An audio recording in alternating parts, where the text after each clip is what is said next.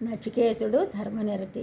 ఈ ప్రపంచంలోని సకల పదార్థములకు సంబంధించిన యథార్థ స్వరూపమును పూర్తిగా తెలియజేయు వేదములు, వేదములకు సంబంధించిన సత్కర్మలు, సదాచారములు ఆచరించినట్లయితే దేవతలు సంతోషిస్తారు.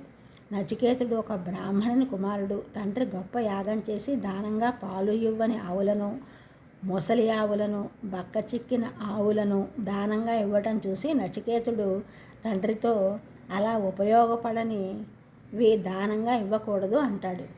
తండ్రి విసుక్కుంటాడు. మళ్ళీ అలా చేయకూడదు అంటాడు నచికేతుడు.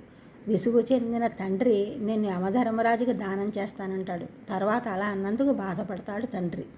యమధర్మరాజు వద్దకు పంపించమంటాడు నచికేతుడు. ఆడిన మాట తప్పితే అసత్య దోషం కలుగుతుందని చెబుతాడు.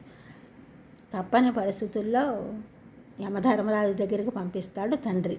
యముని దగ్గరకు వెళతాడు నచికేతుడు. అప్పుడు యముడు తపస్సు చేసుకోవడానికి వెళ్తాడు. యముని భార్య ఆతిథ్యం స్వీకరించమని చెబుతుంది.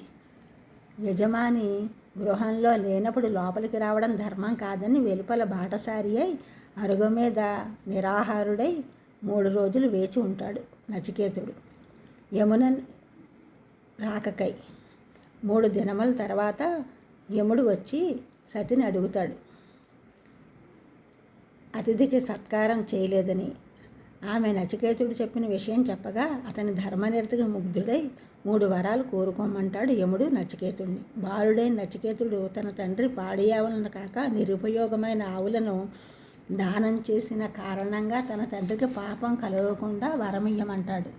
తర్వాత బ్రహ్మజ్ఞానం కలిగించమంటాడు. 3వ వరంగా మృత్యువు గురించి చెప్పమంటాడు. యముడు నీవు బాలుడవు, ధన కనక వస్తు వాహనములను కోరుకోమంటాడు. పట్టు విడవని నచికేతునికి బ్రహ్మజ్ఞానం, మృత్యువు గురించి తెలియజేస్తాడు యముడు. బాలుడైన నచికేతుని ధర్మనిరతి శాశ్వతమైనది, సార్వజనీయమైనది, అనగా యుగాలు మారినా సర్వకాలములందు ఆచరణీయమైనది. ఈ ఛానల్ చూసిన వాళ్ళందరూ కూడా సబ్స్క్రైబ్ చేయండి, షేర్ చేయండి, లైక్ చేయండి, కామెంట్ చేయండి. సబ్స్క్రైబ్ చేసిన వారందరికీ కూడా కృతజ్ఞతలు. షేర్ చేసిన వారు, లైక్ చేసిన వారు, కామెంట్ చేసిన అందరికీ కూడా ధన్యవాదములు.